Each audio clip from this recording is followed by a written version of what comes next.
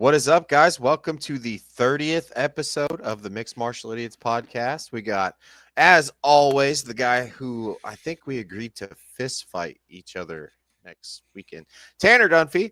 And we got the MMA superfan, George Novo. We got a recap of UFC Noche. Sorry, brain damage.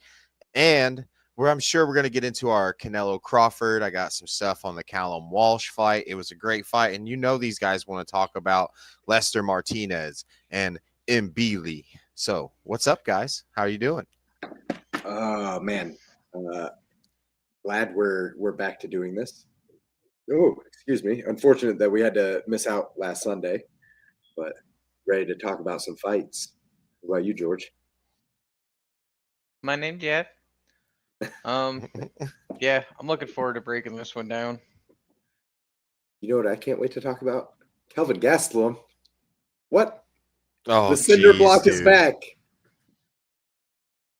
All right, let's start off UFC Noche or Fight Night Lopez versus Silva in San Antonio, Texas on September 13th at 3 p.m. Eastern is when the main card started. But before that, we had the prelims, which Daniil Donachenko started us off, getting the knockout over his fellow tough alum, Rodrigo Cezinado, in round one with a big right hook and some follow-up strikes. That was at 170. What do you got on that one, Will? Man, Daniil is a monster. And what is in the air with these elbows lately? Like, Daniil was throwing those. Is that his name? Yeah, Daniil, right? It is Daniil? Okay. Yeah. Daniil Donchenko. He was on point any time that Rodrigo was trying to close the distance. He'd get in the pocket, eat an elbow. That boy is dynamic on the feet. And he spent some time with Daniel Cormier Wrestling. He's going to continue to train with Daniel Cormier Wrestling. That's going to be a scary guy in that Good. division. Great fight to start the night off. Yeah. George? Kicking off the evening, man, Ukraine's Daniil the Destroyer Donchenko, 13-2, turned the cage into his personal slaughterhouse against Brazil's Rodrigo Cezinando. This was the TUF 33 welterweight final, and Donchenko came out swinging like he was auditioning for a Viking War movie. Cezinando came out, tried to counter with some slick takedowns, but he was bleeding worse than a horror movie victim by round one's midpoint. Donchenko caught him with a knee to the chest, then unleashed a flurry of punches that sent him off to the canvas, covering up like he's dodging a chancla. Referee Harry Hatley waved it off at 4:27 of round one, crowning Donchenko the TUF champ. Talk about a Ukrainian uppercut to the soul. Yes. Solar plexus, and that hurt. Next up at 135 in the women's division, we had Montserrat Rendon taking out Alice Pereira via split decision. What do you got on that one, Will? Pereira needs to figure something out with her pressure. Like, with that size and range, I hate it when a long person in their division, when they have that kind of frame and reach advantage over someone, I hate it when they try to play counter. Why are we doing that, guys? Let's try to press the action. Max Holloway made a career of using that reach advantage and just, I'm hitting you, you can't hit me. I'm hitting you, you can't hit me. Yes, Pereira has power and she was lining up big shots the whole time, but what is that famous line by Chael Sonnen? If you go out there looking to only win by knockout, you're absolutely going to lose a decision, and that's what happened. Mm-hmm. I believe all lines regarding MMA were done by Chael Sonnen. But anyways, George? I think so, yeah. Man, the 19-year-old phenom, huh? This was in a scrap that was tighter than a lucha libre, Max. Rendon had the home crown roaring like a mariachi band on Red Bull, while Pereira came back with her jiu-jitsu skills, sharper than a captive spine. It was gritty, back and forth brawl, but Rendon's heart outshined Pereira's technique. The judges gave Rendon the split decision, proving you don't mess with Mexican pride on Noche. True. All right, next up, going down 10 pounds, but in the men's division at 125, Alden Correa taking out Alessandro Costa with a vicious uppercut in round three. Tell us about it, Will. Do you know who Korea's teammate is? Joshua Van. Ooh. It's his sparring partner. This guy is Joshua Van's primary sparring partner, and he looked just like Joshua Van with the way he got this shit done. Did he not?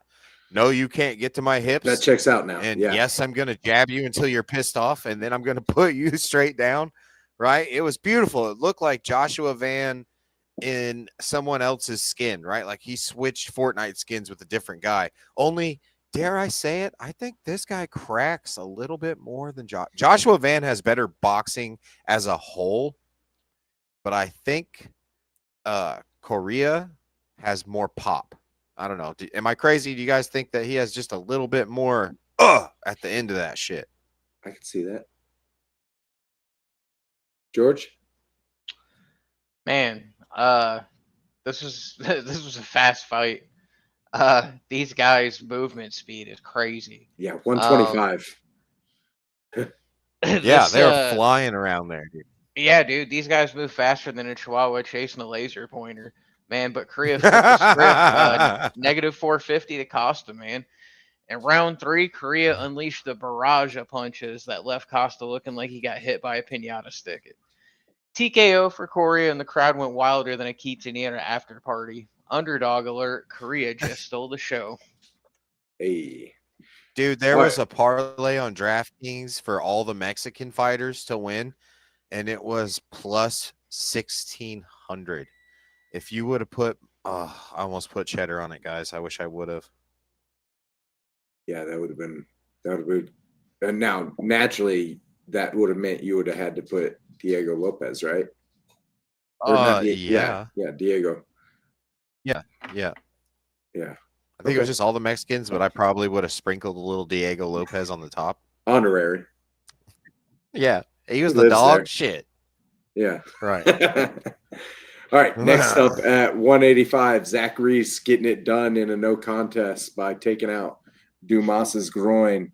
Attaboy. Proud of you. Fuck that. It's probably for the best. Yeah. It's for the best. It's for the best. We don't need any more of those motherfuckers. Yeah. Will, you got to take on that one? Yeah, just the only reason I think he got this fight was because it was his last fight on his contract with the UFC and they're obligated to give it to him. He is I'm amazed that they let him fight. They've stopped fighters from fighting for far less. Right. He has armed robbery, assault and battery on his record, and I mean he's been arrested 4 times. The last time that we looked him up to since being have research done for a fight night. Sure. Since being in the UFC. So no one really feels bad for this guy. And honestly, if you can speak clearly to the referee, your groin's not really that fucked up. You know, like, and Daniel Cormier, I think he got steered away from making a really good point. They cut to commercial. Daniel Cormier was in the middle of saying, this dude better not walk out of this cage, and I better not see him walking around in the back if he calls this fight due to this. And I guess they stretchered him off there or whatever, but I have seen groin injuries in the gym, legit kicks like that, and these guys can't talk to me and be like, oh yeah, coach, I can't really breathe very well. They're like screaming and rolling around, flopping like a fish out of water and stuff. Sometimes like, you throw up. The guy... Right, Will? Sometimes. Right, I don't know. I've just seen it. I've never. I wear a cup at all times. I was wearing a cup. Piece of shit. Anyway, fuck that guy. George, you agree?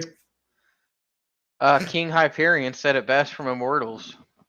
You know, your forefathers are weeping right now, although you'll never hear it. Yes. I can't stand him. All right. Moving on. At 125, we had Jesus Aguilar beating up Luis Guru via unanimous decision. What do you got, Will?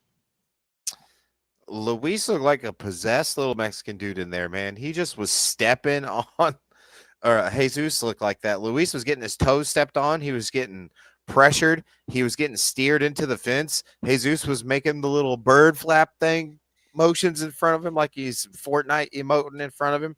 That guy was causing big damage. It was a night for the flyweights, man. Normally you don't see but many flyweights that can just knock a dude out or knock him around or put big damage on him. We got to see 2 of them. It was a great night for the flyweights. And Jesus Aguilar is a fucking stud, bud. Definitely going to be on the radar now. Fun to watch. Yeah. George? Yeah, and what was that? It's crazy whenever somebody Yeah. goes like this at such a pace and it captivates people. Like, it's really hard to be on a card where there's finishes and for people to get excited about a decision win. Like, you really got to be out there getting after it. And these guys did. And that crowd went nuts. They were chanting his name, man, after he won this fight. His pressure was crazy. It was like, it reminded me a lot of Vinicius, just constant. Like, I'm here all day, baby. Don't matter what you got. I'm not going anywhere. Yeah. I mean, that's the spirit of the Mexican fighter. Yeah. All right. Moving on. Next up at 115, my girl Tatiana Suarez coming back to the winning column. Although looking like she was having some problems there at the end against Amanda Lemos. Unanimous decision. What do you got on that one, Will? It looked like she got tired. It looked like she was taking Amanda Lemos lightly, maybe. You know, thinking that she could just get her on the ground and dominate her and it wouldn't be much of a problem is how I feel. And Amanda made it an issue, right? She made a really good showing of herself. Tatiana Suarez she's an Olympic wrestler, so you're going to struggle to get up or to stay up. And, you know, she came in there and she did what she had to do to win. Was it super exciting? No. But the person that gives her the biggest problem in the division, the champion Wei Li, is now going to fight Shevchenko. So a win's a win in her book, guys. She's going to take that shit and just keep it moving and try to get her next shot at the title. Man. This was like a soap opera showdown, man. It was real intense. Suarez smothered Lemos like a weighted blanket, but she did fight back with some bombs that could have leveled a small village. Suarez survived that late surge, though, to get the unanimous decision, proving she's still a title contender. Lemos brought the heat, but Suarez was the fire extinguisher. Yes. I need to see some more work out of Suarez. She's got to work on that striking. And she's got to work on her finishing game in general. But moving on, 155, we had Joaquim Silva getting a split decision victory over Claudio Juarez. What you got? It was a good fight. I mean, these guys, neither one of them was just going to give up. But I just think that the in-between game for both of them is just not there. You know what I mean? One of them could be like Joaquin could be dominating the striking, and he has no barrier to keep Claudio from fucking turning it into an ugly fight. Whereas like a guy like Max Holloway could be dominated in the striking and then make the space clean and get back to the void again, right? Obviously he's good enough to get the win. I thought he won. I didn't think it was a robbery or anything like that. But you know, these guys, they're going to be a staple in this division. I think Claudio is going to be here to be a test for the newer guys to see where they are because he's not the elite of the elite. Joaquim, he has potential. It looks like he could pick it up and he could get his game complete. Another underdog win, but it was a pick 'em on the card essentially. Yeah, I have confidence in Joaquim, but if you know Claudio does this all the time, so I don't have much confidence in him. All in all, this fight for me was the one to go refill your drink. Damn. George, same sentiment? Yeah, I mean, he kind of left Puelles cursing in Spanish. I think Silva stole this one like a bandito in the night. Okay. Well, there was no doubt about the next one at 185. Dusko Todorovic getting a rear naked choke in round 1 against Jose Medina, the first and only submission of the night. Tell us about it, Will. Who the fuck is Medina's striking coach? What was he doing? And he's like, I'm just gonna let Dusko hit me until he's fucking tired, and then we're gonna get this in the late rounds or some dude. The way he was entering with his hands down, his chin straight up, You've and he never was used like, your head as a little bait, little target. sure, but not against Dusko Todorovic. I'll do that against Drew at the gym. Yeah. Yeah. But I'm not doing that against. Did you see Todorovic, by the way? That guy was fucking hulked. He took this shit serious. Yeah, I think Medina was just trying to channel into that Noche too much, man. You gotta, that Mexican pride, that Mexican fighting spirit is fucking awesome. But if a guy is not missing on your dome piece, maybe we should do something else like footwork, circle out, leg kick, throw a fucking jab. Sometimes being tough won't win us the fight. Nah, and that was not the time to try that shit. So good on you, Dusko. Jose, find a new gym, bro, because those guys don't care about your health. George? Man, what can you say about that? That dude got straight up taken out. It always cracks me up whenever a striker knows that they're going to war with a dude that's an anaconda on the ground. And their whole entire thing is, I'm just going to hit him. He can't choke me out if I knock him out. And it never works. It never works. That guy grabs a hold of him, drags him down, and they're like, yeah, I need to, I don't know, I look forward to my next fight. There's never an admission of maybe I should work on my fucking grappling. There's never really an admission either way. Yeah, fair. It's hard to hear grapplers talk about they need to work on their striking or their wrestling, which is something that every fucking grappler needs to work on unless they're a wrestler. I'm calling all of us out, all right? Then 100. You never hear the striker talk about, well, I need to really implement my jiu-jitsu and my wrestling in practice so I don't get taken down and killed. Yeah. So, oh, man. Shout out to Mike Russo bagging on himself when he has one of the greatest come-from-behind knockouts in UFC history, and he wasn't even happy about it. He was like, yeah, I came in overweight. I should have did more. And even Rogan's like, you just dropped that dude with one punch after getting teed off on for 3.5 rounds. I think the best comeback, there's 2 of them that I would put in my best comeback list. Ooh. Yeah, I would say Yair, Korean Zombie, obviously. Last second, buzzer beater. Literal last second, upward elbow, knocks him out. He was going to lose that fight. He was 1 second away from losing that fight. That's the craziest comeback ever. All right. And then probably the most famous one, Pat Barry, Pete Sell and Scott Smith. Oh yeah. Oh my God. Pat Barry had him skating, dude. He was skating. He was all over the place. And then out of nowhere, Czech Congo won and slumps him, makes him do the stanky leg. Google that. That's worth a Goog, audience. Yeah, that's a Pat Barry versus Czech Congo. I think that was Herb Dean was the ref.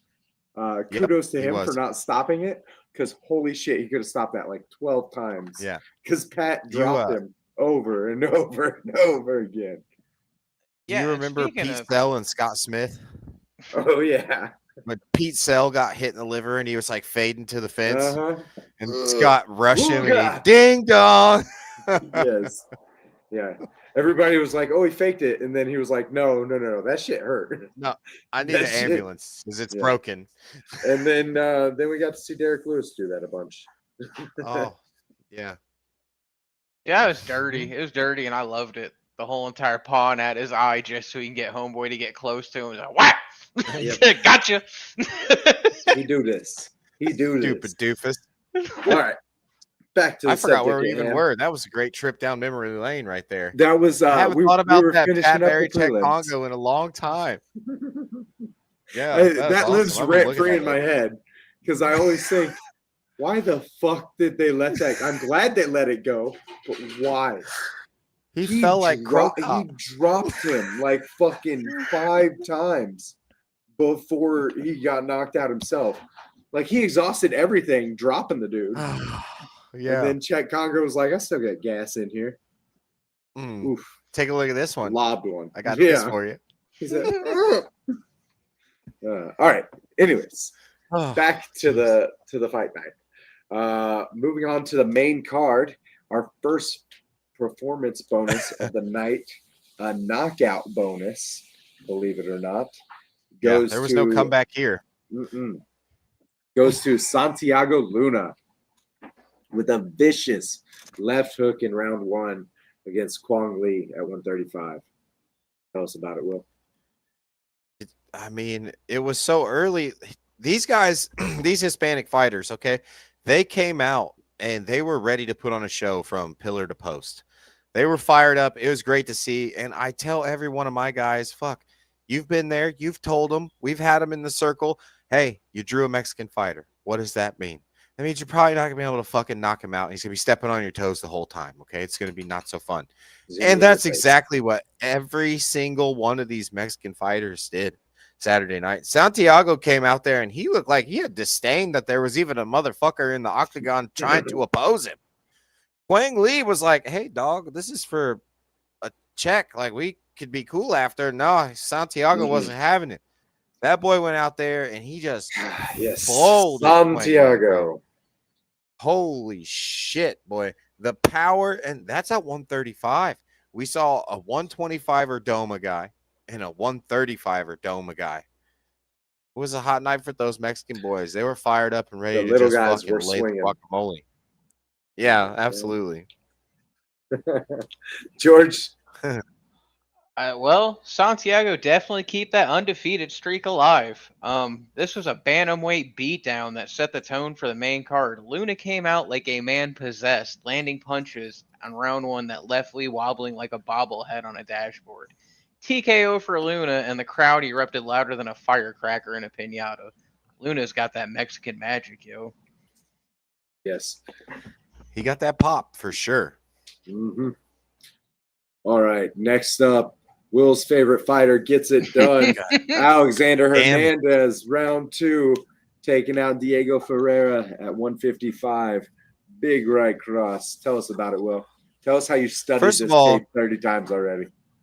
Dude, I was head in hands. I was inconsolable. Why? Because Diego Ferreira is a fucking Texas boy. Yes, he was born in Brazil.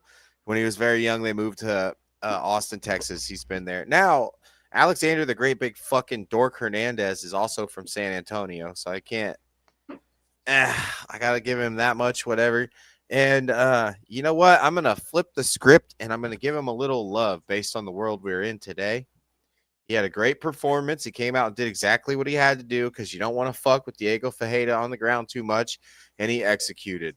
Great job, Alexander Hernandez, but as always, fuck the great big fucking dork, and I can't stand you. George? Man, wow, this actually turned the cage into a war zone fueled by pure chaos energy. Your boy overwhelmed with relentless barrage of punches, scoring a TKO at round 2. Ferreira's jiu-jitsu is no match for Hernandez's I'm gonna punch your soul out vibe. I mean, this is kind of like just watching a Rock'em Sock'em Robot, except the other guy isn't even throwing punches. I'm gonna grab you. I'm gonna grab you. No, you're not. Go grab this fist. Damn, it hurt so much. That hurt more than the fight. What George just did to me. That's my friend. That hurt more than the fight. Fuck that guy. All right. Moving on. We had a catch weight at 191. Kelvin the Cinder Block Gastelum getting it done. The unanimous decision over Dustin This dude's Stoltzfus. built like a Roblox character. That's crazy. really How can you be is. cut and fat at the is, same dude. time? Straight. Like, I wish I had that problem. I just That have is the how ladder. I'm now forever going to describe Kelvin Gastelum's build. He is built like a Roblox character. Holy shit! I never connected those dots until now. But like, Yeah, facts. good lord. Yeah. Anyways, man, Kelvin looked good. He was doing his thing, throwing that 1-2 like he did against Bisping. But almost Damn, put why you gotta Stoltzfus do out. Bisping like that? Jeez. Jeez. Because he stumbles Stoltzfus with it, and that's the same thing that he slumped Bisping with. A clean 1-2. That's twice. Yeah. Well, you know, Oh. he did. Tell me he didn't slump him. No, that's his bread and butter. Really, Kelvin Gastelum has a lot of smoke and mirrors and a lot of bullshit that is attached to his game to kind of hide shit, but it's really that 1-2 pull 1-2. Mm-hmm. You know why? You He'll know get why you it's so good? Roblox build. Right, he hits like a fucking truck, dude. And he used that when he fought Israel Adesanya to set up a head kick. He Yeah. went, 1-2 pull 1-2. Then the next time Izzy gave him that look, he went 1-2 pull head kick and put Izzy on crazy legs. Now, I gotta stop with the compliments, man, because his last 4 fights, Oh yes. the last 4 fights, you know what? The reason this irritates me is because Stoltzfus took this fight and the 35%, 35, that's how much the UFC. Normally it's 20%. Now the UFC is so sick of Kelvin doing it, they got him for 35% of his purse. The 35% that Stoltzfus received from Kelvin Gastelum was 3 times the size of Stoltzfus' fucking check. And you have the balls to miss weight by 5 pounds. Golly. You have the balls to miss weight by 5 fucking pounds. You show up and you expect these people to pay you. He's on like a $200,000 to show, $200,000 to win. And I heard this on Anthony Smith's On Paper podcast. Your twin? He's 200 to show, 200 to win. Yeah, my twin, the much better at fighting version of myself. Just as ugly though. And it's just, yeah. But after that Glover Teixeira fight, I'm actually probably more handsome. Anyway, yeah, I just think that if you're gonna have, if you're if you're gonna have that kind of payday, you should at least show up to the fucking agreed upon weight. Yeah. I think Kelvin wait. needs an ultimatum. Either you make weight for your next fight or you're fucking out of here, or you're going up to 205 and we're just gonna spoon feed you a shark. Yeah, I think Yeah, it should be. I think it should be the 205 or 50% of his paycheck next time. It's disgusting. 50. Man. I mean something. It's got to be something that makes him realize, hey, you can't keep fucking doing this, dude. It's horrible. You're a professional. Be professional. You know, I've always been very against missing weight. Always. I've killed myself to make weight before. So that's bullshit. You're a professional. You get paid. I paid to make weight before, you know? So. Yeah. Yeah, we have. Yeah. Yeah. George? And it wasn't, the prize was not 200 grand. It was a fucking $5 plastic medal. Yeah, dude. That shit. Yeah. Man, well, to beat a dead horse, Kelvin Gastelum missed weight by a whopping 5.5 pounds, showing up at 191 like he ate the whole buffet before he hit the scale. That Fucking fool was birria like, tacos are good, bud. let's head down there to the Golden Corral and dip this here hot wing in the floating chocolate. Come on down and fight. So, facing Dustin Stoltzfus at catchweight, Gastelum still brought the heat, grinding out a unanimous decision. Stoltzfus hung tough, but Gastelum's experience was a difference. Kelvin maybe skip the extra enchiladas next time. Hey, how big of a fan base did Stoltzfus gain knowing that you're fighting Kelvin Gastelum, who's not drained and he already hits like a fucking truck, and Stolfoots was still like, yeah, bro, let's do this shit. Yeah, absolutely. Oh, next up, 155, Rafa Garcia taking out Jared Gordon in round 3 with some vicious elbows again. Tell us about it, Will. Elbows. Dude, I don't. Jared Gordon apparently got in a car wreck the day before. Blew his knee out, but wasn't going to pull out of the fight. That guy, we've known Jared Gordon is just tough as nails. We've known that Jared Gordon is just a consummate professional. But, man, to go in there and fight Rafa Garcia after you got in such a bad car wreck that your knee blows out, that's a different level of tough. He's tougher than me. I would have called Dana and be like, yo, I just got hit by a car. Yeah, maybe But not gonna Rafa make it. Garcia didn't know any of that shit, and he came out there to close the fucking show, and he did exactly what he had to do. So I Yeah. think Rafa Garcia, you're just going to be moving up the ranks, man, and just another fucking tough break for Jared Gordon. This guy, all he does is find success and then get dealt fucking ridiculous adversity. You can't do anything but root for the motherfucker because he's a Henzo Gracie black belt. And you know he's got hands, he's got bombs in his hands. He's like, if you had a choice to be a template, like if you had a choice for a template of a fighter to start your career, having a Henzo Gracie black belt and his boxing wouldn't be a bad place to start. So I just feel for him, man. I hope Jared Gordon gets the fucking redemption he deserves because he puts everything into his career. And I just feel bad for the guy, man. But good job, Rafa Garcia. Yeah. George? Yeah, those were vicious elbows, man. Them things are going around like the common cold right now. It's upper respiratory face cold. It's real bad. Swelling of the eye, fat lip, bustedness, KO'dness. Ain't got no NyQuil for that one. Again, to go back on what Will said, it sucks for Gordon. Because if you're going into it, I mean, what dude's got that dog in him. I mean, who else gets into a car accident? Is like, nah, I'm a fight. It's cool.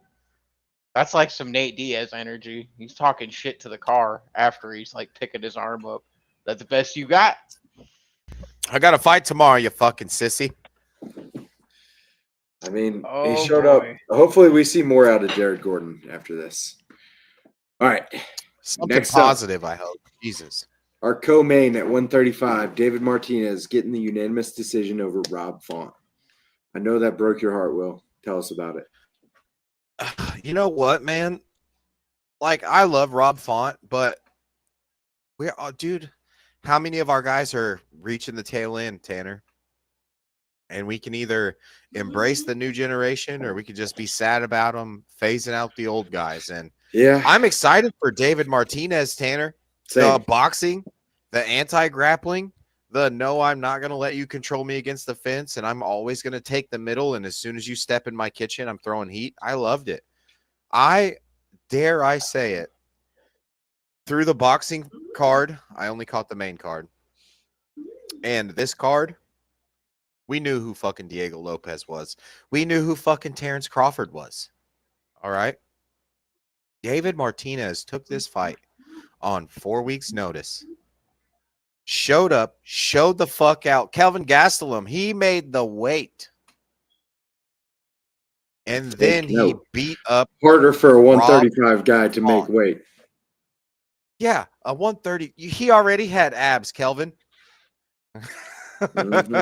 He started at 4 weeks with abs. That was a hard fucking cut for that boy. You had chichas and were eating chimichangas and drinking Modelo's, bro. It's a different level. It's that Tres Leches gets you every time. Yeah, when you take a fight on 4 weeks' notice and you show up and you make the weight within a half a pound because you get a 1 pound allowance. He made 135 and a half. And you go out and you beat a Rob Font. That's a statement, guys. That is a fucking statement. That Martinez boy is here to stay. and he's going to be a handful. And we haven't even seen his jiu-jitsu yet, and they keep talking about how great it is. I can't wait. Yes, I can't either. Good.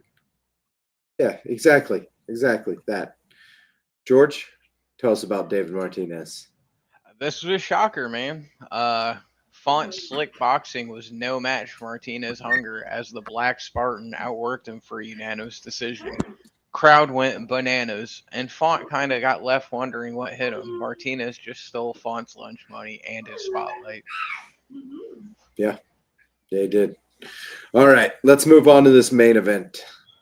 At 145, we had a fight of the night and a knockout bonus go to Diego Lopez for his spinning back elbow and follow-up shots to Jean Silva. Another round super fan named JJ that we know commented on this and said, all I have to say is Lopez is that guy. He has an iron chin. He ate an up kick and it didn't even phase him. He ate that shit. That did happen too. Man, That- it was the that happened ball more of than the once. foot. The ball of the foot, perfect on Diego's chin. And Yeah. I mean, he shook it off and landed some. I mean, also, Jean Silva was spinning, doing that same exact spinning back elbow. He missed on like two of them, I think, but he landed on like two of them as well. Yeah, on the top of Diego's head. He got Yeah. like, he didn't get point of the elbow. He got like tricep. Yeah. Still, man. Yeah, for sure. It was a hell of a fight. Jean Silva was actually starting to fucking work him there towards the end. I thought it was gonna end, and it did, just not how I thought it was going to. He had Diego cracked for a moment, and then Diego perfectly timed, perfectly executed. I mean, he'd been practicing it. He released some footage later on. He'd been practicing it in the back. He'd been practicing it leading up to this. So the man was familiar with exactly when to throw his spinning back elbow. And that was when Jean Silva was pressuring him. Whereas if you saw Jean Silva half the time, he was trying to throw it coming forward. You can't do that. For sure. You know? Well, you can, but the guy has to be like super cowardly. Yeah. It was a great fight. I think if they run it back, I think Jean Silva might get it. I'm not even gonna say might. I think if they run it back, Jean Silva gets the rematch. Ooh, Yeah, hot take. Jean Silva plays too much. We saw it in the Bryce fight. He was playing That is too much at the end of the first round, right? And Mhm. same thing in here. He's yipping, talking, doing dumb shit. And then he started to turn it up, and he got too focused and charged forward too recklessly. But Diego, I'm not gonna say it was luck. It was not luck. It was skill. It was timing. It was perfect, right? So I don't know. I think I don't know what we do with Diego after this. I don't think he beats Volk still, you know. I don't want to see this ran back immediately. I want both these guys to get another 2 fights. Yeah, I mean, it was a clear-cut stoppage. Even though I straight up just said I think Jean Silva beats him in a rematch, I don't want to see the rematch right now. I think it was too clear-cut of a victory that we don't need to, you know. Aljo's out there calling him out, trying real hard to get that fight, and I think Against Aljo gets Jean folded. Silva? No, Diego. No, Lopez. Oh my God, Aljo, That'd what be are a you banger. doing? Trying to I stay like relevant. it. He's being phased out. I like it. I think we I see like Aljo it. I take like. a nap. I'm here for it. I mean, I'll Quite watch possible. it. Look, don't get me wrong. I Quite will possible. tune in, but Mark my words. If he gets that fight, that will be the most exciting Aljamain Sterling fight we will have ever seen. you know, I thought that about the Peter Yan. Well, Peter Yan is great when he's being the hammer in the grappling, but when he's the nail in the grappling, he's not so great. Look at Merab. Diego, way fucking better in the anti-grappling and the wrestling exchanges. And as big. I think Yes, and I think Diego would eat fucking Peter Jan's lunch in I a think he would wrestling too. exchange. Yeah, Yeah. yeah, Yeah, I'll give you that. yeah. This is for the Funk Master if he gets that fight. Ah. All right. So what are we doing with Jean Silva? Man, John Silva. I think you give him Aaron Pico or Pitbull, Ooh. one of those two. But dude, I think the whole game plan was because Diego showed a different level of patience, and that calf kick, he was smoking John Silva's Yes. calf Oh kick. my Yeah. gosh. It was I think he was just Right. trying to get Silva to that point where he had to to cook, charge. and then yes, I think that was the game plan the whole time, was to just get him to cook. Now, did John cook a little too close to home? Yeah, he was starting to cook. Boy, those hands were starting to land. But I don't buy the John's winning the next fight because of the first round dominance. I think that if they get booked to fight again, then Diego Lopez and all of his coaches are going to be like, bro, we almost 10-8'd him on the ground in the first round. We're going to be Oh. defensively responsible, and we're going to throw him on his fucking face, and we're going to do that for the entirety of the fight until we get a submission. Because Tanner, it looked like a black was belt bad. versus a pretty. It looked like a black belt versus a pretty decent blue belt. Yeah. Yeah. I think if he was underneath Diego again in the third, it would have been way fucking worse. But I will say, I think Silva has such a slow start, because after that we saw him do a little bit better grappling, do a bit, For sure. little bit For better sure. in his defensive wrestling, and we've Right. known that he has a slow start from his previous bouts, and he was doing a lot of talking and fucking around. Yeah, he was. He won't again, though. Yeah, I hope not. I can't say he won't again because we've seen Kevin Holland do it in Ah. so George, tell us about this. Man, like you guys said, that ground control and top position from Diego in the first round was crazy. I can't believe how quickly he started cracking him with elbows and sliced him open. And post fight, the only reason I think that he hasn't been reprimanded for that cheap shot like the other guy did, like Paul Daly, is because he's more of a draw. Dana's not just going to say you'll never fight in the UFC again, because how many tickets get sold knowing that Silva's going to fight? Man, well, it was kind of different, though. Like, Paul Yeah. Daly walked up and sought it out, but Diego was kind of telling John's coach to go suck his balls. So, Yeah. like, you can't really be so pissed at John, because I would, if I was just in a fight and somebody goes to Tanner, who's going to be in my corner, and he tells him to suck his balls, I'm going to hit him. So I can't be, you know what I mean? Nah. Paul Daly was a tool.